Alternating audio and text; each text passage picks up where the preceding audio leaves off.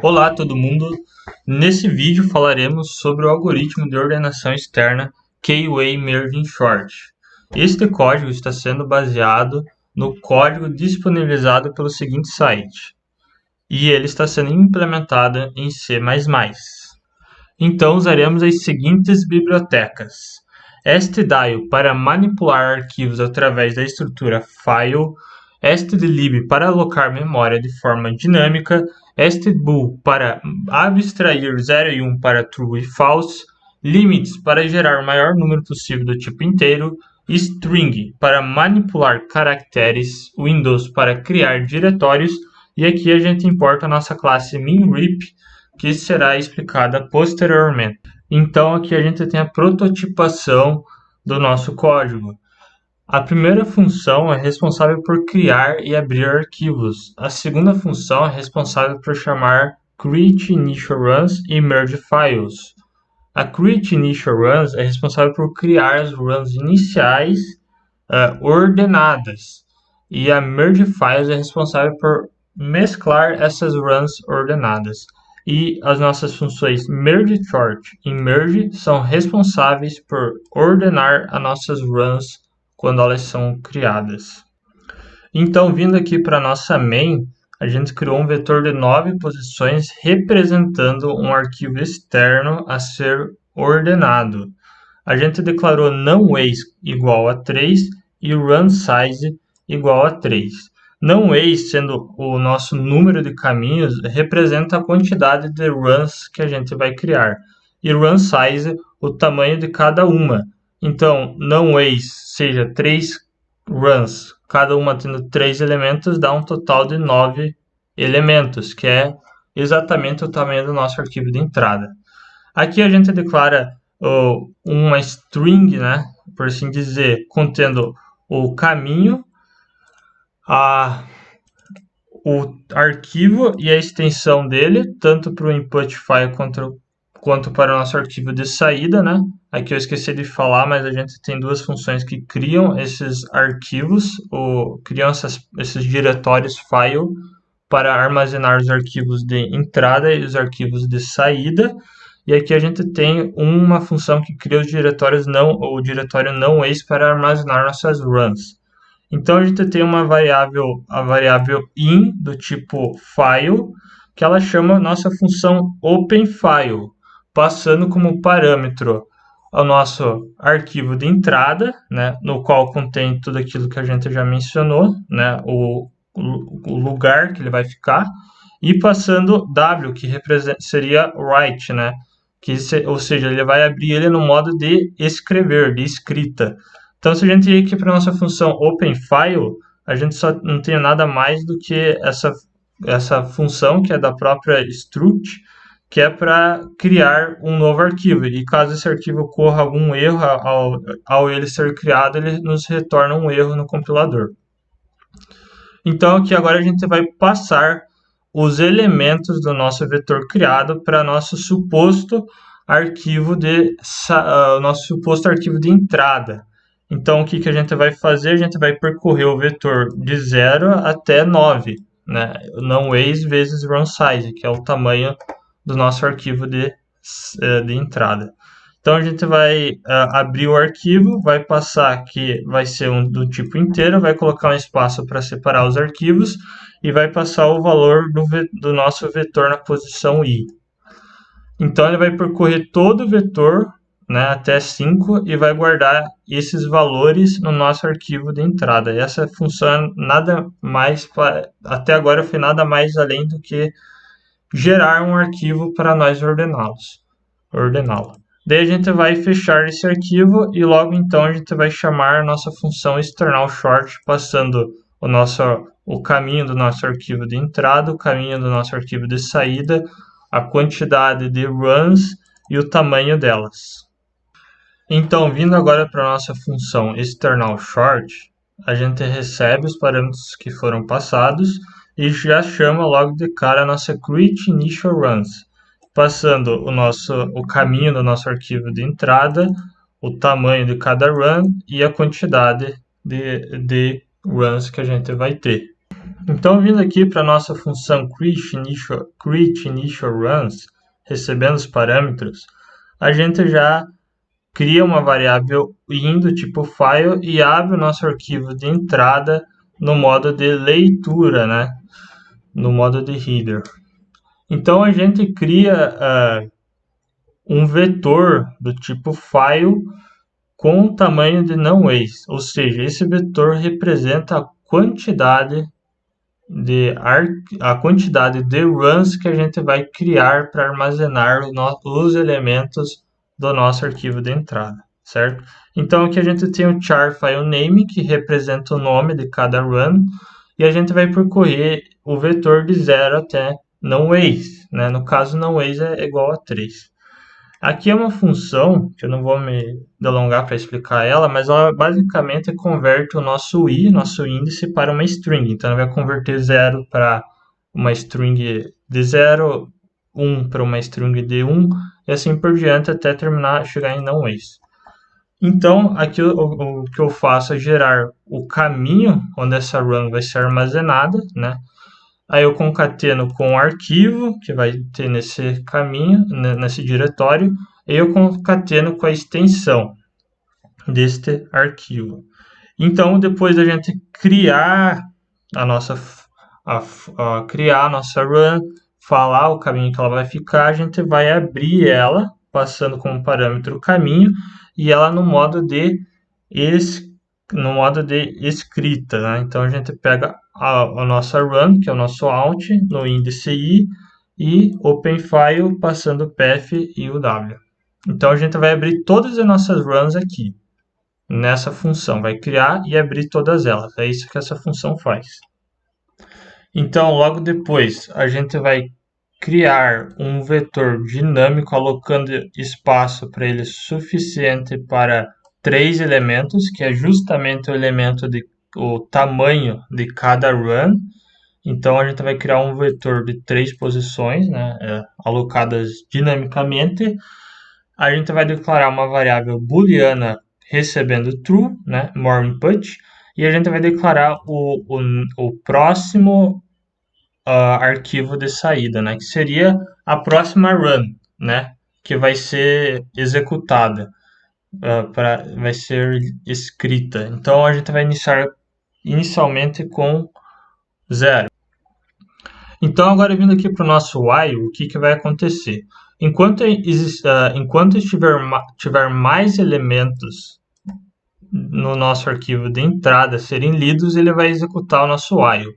Então, inicialmente, aqui na nossa função for, ele vai percorrer de 0 até run size, o tamanho das nossas runs, né? Então, ele vai de 0 até 3.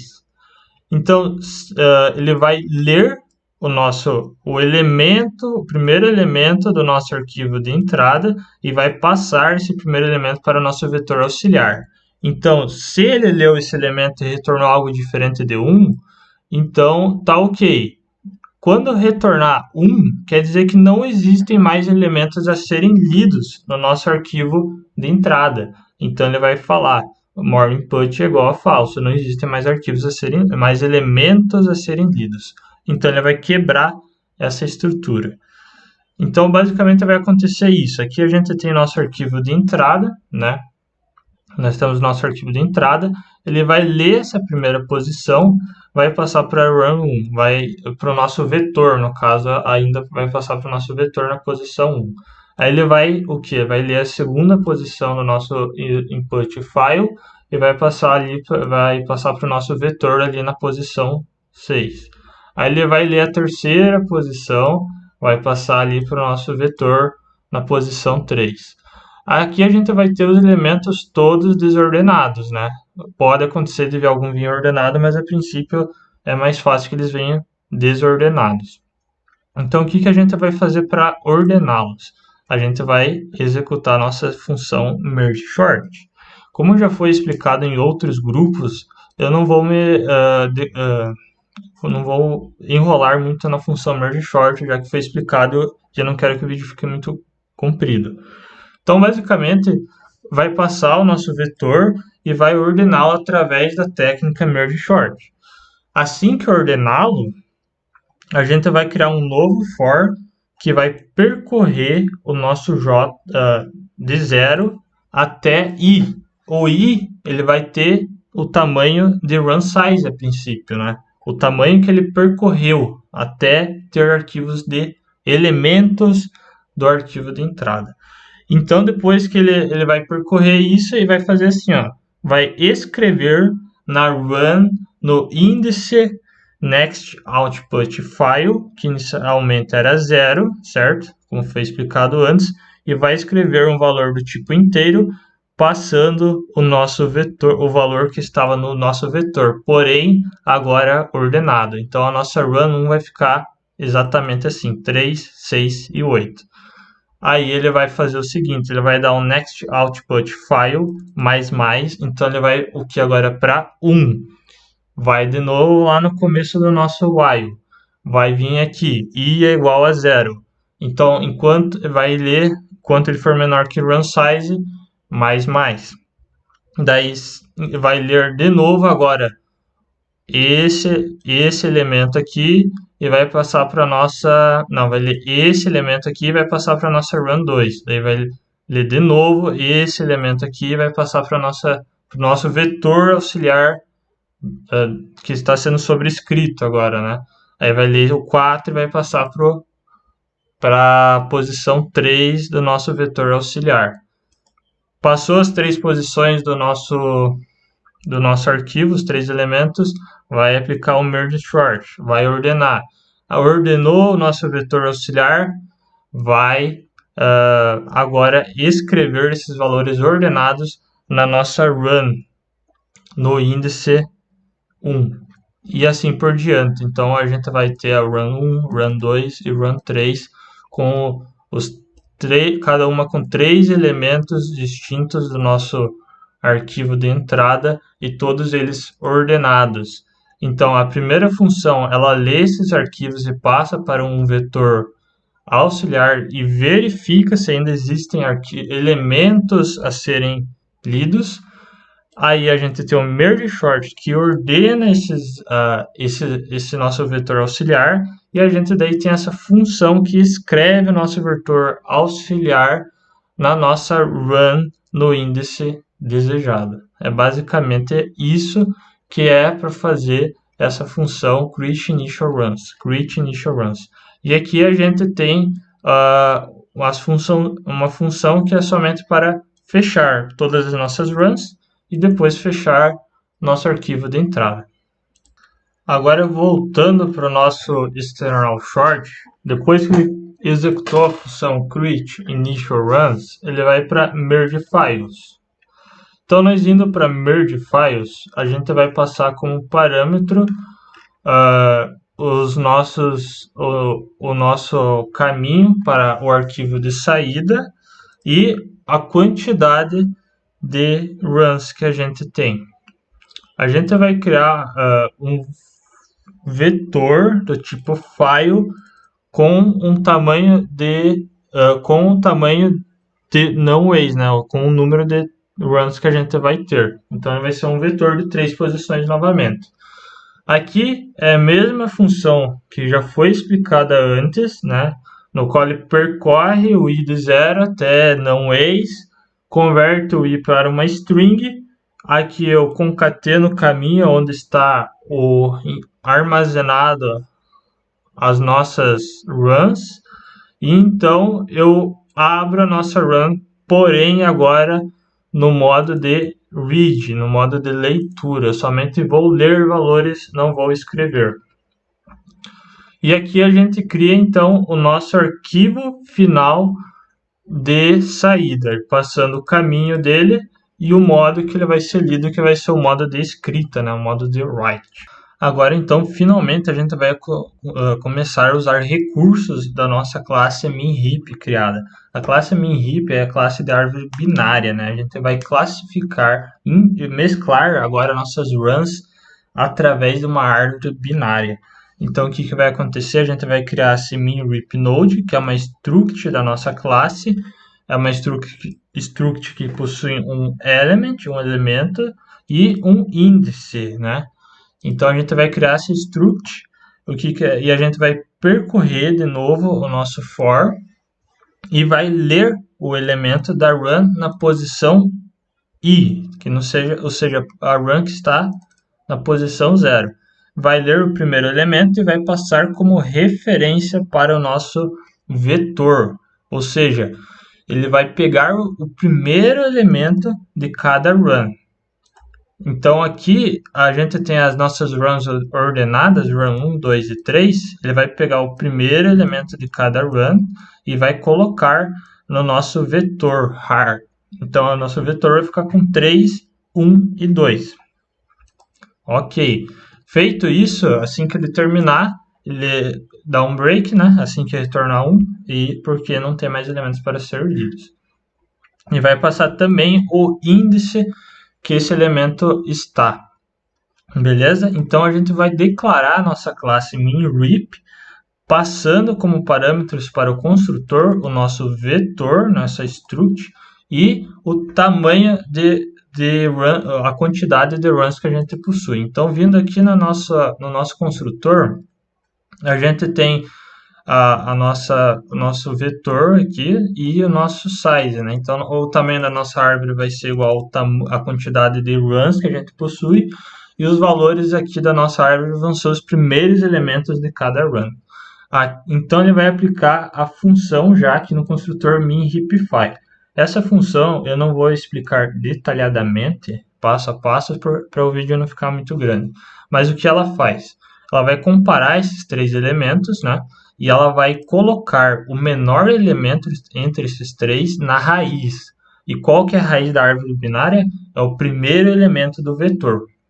Então ela compara, assim que ela acha um menor, ela faz um swap, troca as posições e coloca esse menor na primeira posição do vetor. Tanto é que a nossa função getMin, que retorna o menor elemento da nossa árvore, ele retorna o vetor na posição 0. Beleza? Então a gente declara, passa para o construtor. Então quando a gente chamar o getMin, a gente já tem o menor elemento desse vetor.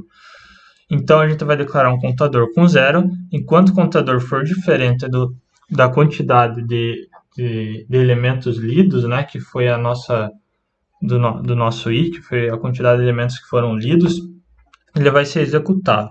Então a gente vai ter a variável root, né, a variável que seria a raiz, e ela vai pegar o menor elemento e vai armazená-lo na nossa variável root.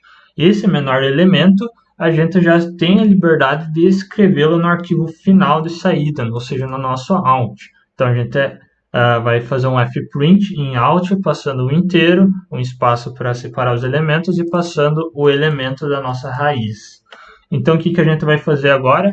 A gente vai ler o próximo elemento da nossa run no índice que o root foi escrito no arquivo final. É bem confuso, mas também é bem simples. Ó. A gente vai pegar a run que possui o índice do nosso root, que era o menor elemento. Então, vindo aqui, a gente tem a run 1, 2 e 3. A gente descobriu que o menor o root era 1. A gente escreveu aqui em out, foi escrito o valor de 1. Agora, qual que era o índice de 1? Ele estava armazenado em qual run? Estava armazenado na run 2. E o índice da run 2 é o índice 1. Logo, o próximo elemento é o 4. Então, ela vai ler esse próximo elemento. Então, agora a gente vai comparar entre 3, 4 e 2. Agora, a nossa root tem um valor de 4. Certo? O nosso vetor não tem esses valores. Eu só coloquei ali para simbolizar. A gente vai aplicar a função replaceMin. Vindo aqui na nossa classe, a função replaceMin, ela coloca o root que a gente passou como parâmetro na posição 0 do nosso vetor. Agora sim, o nosso vetor está assim, ó, basicamente. Na posição 0 ele está o 4. Dessa forma, ele vai comparar, vai aplicar a função aqui, ó, vai aplicar a função minRepify e vai descobrir novamente se esse novo valor é de fato o menor. Caso não seja, ele vai achar um valor menor, vai aplicar swap, vai trocar esses dois valores de modo que a nossa raiz, que é o índice zero do vetor, sempre vai ter o menor valor. Então o que a gente faz? A gente lê o próximo valor, passa esse root para a nossa classe, ele acha o menor valor, troca eles e coloca esse novo menor valor na posição zero. Então, novamente, vindo aqui, aqui a gente vai declarar de novo o root, vai fazer um HP getMin e ele vai retornar de novo o menor elemento. O menor elemento agora entre 3, 4 e 2 é o 2. O 2 está em qual posição? Está na posição... O 2 está no índice, na run 3, que é o índice 2. Então, o que ele vai fazer aqui? Ele vai novamente ler a run desse índice do root e vai passar para o nosso root de novo. Qual que é o próximo elemento? É o 5. Então, agora a gente vai ficar com 5 no nosso var, no nosso root, aliás. Aí, aplicando a função replace min de novo, ele vai comparar esses novos valores, vai achar o menor, vai colocar na posição 0, de modo que quando a gente declarar o root e pegar o menor, né, declarar a nossa raiz e pegar o menor, ele vai retornar esse menor valor e a gente vai escrever esse valor no nosso arquivo final de saída. E é basicamente assim que vai executando o código. Ele fica executando isso até intercalar, mesclar, né, todos esses valores aqui, ó, 3, 1, ele vai, já mesclou esse aqui, ele passa a comparar esse e esse, como já foi explicado antes. Daí ele mesclou esse aqui, ele passa para esse, e assim por diante. E fica nisso daí até mesclar todos eles no arquivo final. Depois, por final, a gente vai fechar todas as runs, né? E vai fechar o arquivo final de saída. O que a gente vai ter então seria esse seria o nosso arquivo de entrada, né, que a gente gerou lá, todo desordenado. Aí a gente gerou essa run com os 3 primeiros elementos ordenados, gerou a segunda run com os 3 segundos elementos ordenados, aí gerou a terceira run com os 3 terceiros elementos ordenados.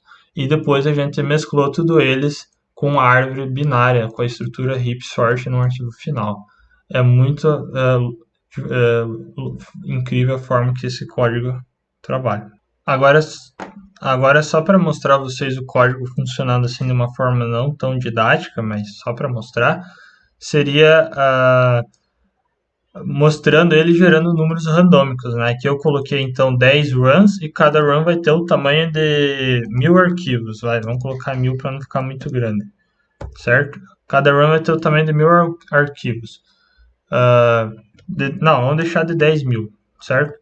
Então, isso aqui vai gerar um total de 100.000 arquivos, de 100.000 elementos, né? Então, aqui a gente tem o nosso arquivo de entrada, que gerou todos esses números, ó. Todos esses números. Então, e aqui a gente está com as nossas runs, ó. Como eu falei, ele gera um monte de run. Ele gerou 10, aqui eu só abri 3, mas ele gerou 10. E cada uma ordenada, e depois ele intercalou tudo no arquivo final de saída que gerou todos esses números aqui, ó. Então é um negócio bem louco, olha só a quantidade de números todos ordenados, muito legal, só para mostrar aí. A diferença agora é que eu usei aqui essas duas bibliotecas para gerar números randômicos. E é isso aí.